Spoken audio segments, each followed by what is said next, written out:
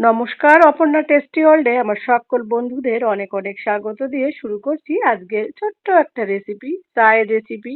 আমি কিভাবে মশলাদার চা বানাবো সেটাই তোমাদের সঙ্গে শেয়ার করব। তো বন্ধুরা দেখো, একটা তেজপাতা মাঝখানে কেটে নিয়েছি, ছিঁড়ে নিয়েছি আর কি। আর এইদিকে একটু হাফ ইঞ্চি মতো আদা থেতো করে নিয়েছি। আর এইদিকে একটা এলাচও মাঝখানে কেটে নিয়েছি। মাঝখানে কেটে বলতে এলাচটাকে ভাগ করে নিয়েছি। আর এইদিকে দেখো, গ্যাসে সসপ্যান বসিয়ে দিয়েছি। যে চায়ের কাপের ১ কাপ চা বানাবো সেই চায়ের কাপের ২ কাপ আমি জল দিলাম সসপ্যানে। ২ কাপ জল দিলাম কারণ জলটাকে বেশ ভালো করে ফোটালে চাটা খেতে কিন্তু বেশ সুন্দর হয়। তার জন্য কাপ মেপে আমি ২ কাপ করে জল দিলাম সসপ্যানে। এবার জলটা গরম হতে না হতেই আমি যে তেজপাতা ছিঁড়ে রেখেছি আর ওই আদা আর এলাচ, এই মশলাগুলো এই চায়ের মধ্যে দিলে কিন্তু চায়ের টেস্টটা অন্যরকম হবে। আর এলাচের গন্ধে চাটা একদম ময়ময় হবে। আর তেজপাতা তো এমনিতে উপকারী, আর আদা তো আছেই। ঠান্ডার দিনে দুধ চায়ের মধ্যে একটু এলাচ, একটু তেজপাতা আর একটু আদা দিলে দুর্দান্ত হয়। আর আমি এই চাটা বানাবো সম্পূর্ণ পাউডার দুধ দিয়ে, কোনো লিকুইড দুধ দেবো না। তার জন্য আমি ৩ চামচের মতো পাউডার দুধ নিয়েছি। আর পাউডার দুধ একটু বেশি দিলে চিনিও লাগে না। সম্পূর্ণ চিনি ছাড়া কিন্তু আমার এই চায়ের রেসিপিটা হবে বন্ধুরা।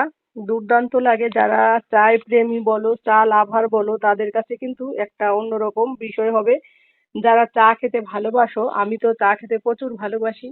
আর এই শীতের দিনে চা খেতে কার না ভালো লাগে। দোকানে গিয়ে চা না খেয়ে বাড়িতে বসে এরকম মশলা চা বানিয়ে খাবে, দেখবে একদম শীতও পালিয়ে যাবে, খেতেও দুর্দান্ত হবে। বিকেলবেলা বিস্কিটের সঙ্গে যদি এরকম একটু চা থাকে, কিংবা সকালেও যদি চা পাওয়া যায় ব্রেকফাস্ট করার ২ ঘন্টা পর, বেশ মজা লাগে।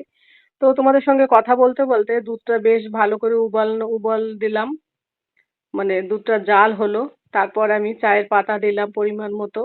আর যেহেতু আমি দুধ পাউডার একটু বেশি দিয়েছি, তার জন্য চায়ের পাতা একটু বেশি লেগেছে। ২ চামচের মতো চায়ের পাতা দিয়েছি। আর দেখো চাটা কত সুন্দর করে কালার এসে গেছে চায়ের।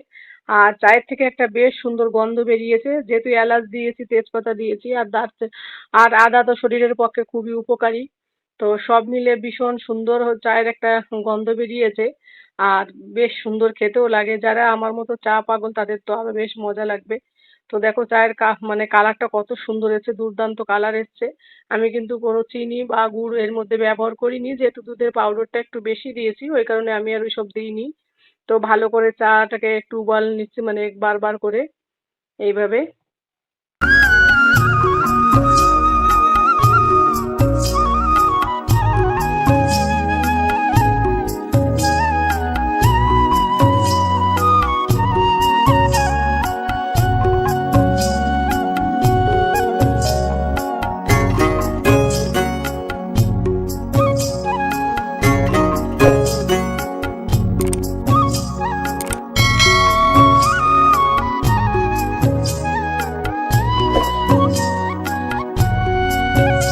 তো বন্ধুরা দেখো চাটা আমার কমপ্লিট হয়ে গেল, বেশ সুন্দর করে জ্বালিয়ে নিলাম। এবার আমি গ্যাসটাকে অফ করে দেবো, চাটাকে ছেঁকে নেব।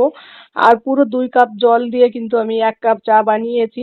জলটাকে আর দুধটাকে ভালো করে ফুটিয়ে নিয়েছি, যাতে জলের মধ্যে মশলাটা বেশ ভালো করে যায়, দুধের মধ্যে মিশে যায়। আর দেখো চায়ের কালারটাও দুর্দান্ত এসেছিল, খেতেও অনেক সুন্দর লেগেছিল। যারা চা বানাতে পারো না, একবার হলেও এইভাবে চা বানিয়ে দেখতে পারো, খেতে কিন্তু দুর্দান্ত লাগবে। আর এর সঙ্গে যদি একটুখানি মুড়ি কিংবা একটু বিস্কিট, একটু টোস্ট হয়, তাহলে জাস্ট সন্ধ্যাটা বেশ জমে যাবে। তো আমি তো ভীষণ পছন্দ করি চা। তো তার জন্য ভাবলাম আমি যেভাবে চা বানাই তোমাদের সঙ্গে একটু শেয়ার করি, আমার মশলাদার চা। তো কেমন লাগলো বন্ধুরা আজকে আমার চায়ের রেসিপিটি, অবশ্যই কমেন্ট করে জানিও। যে যেখান থেকে দেখছো সকলে ভালো থাকো, সুস্থ থাকো এবং সাবধানে থাকো। দেখা হবে পরবর্তী কোনো রেসিপি নিয়ে। আজ এই পর্যন্তই। টাটা। আর আমার সকল বন্ধুদের অনেক অনেক ধন্যবাদ এবং হ্যাপি নিউ ইয়ারের অনেক অনেক শুভেচ্ছা দিয়ে আজকের ভিডিওটা এখানেই শেষ করছি। বাই।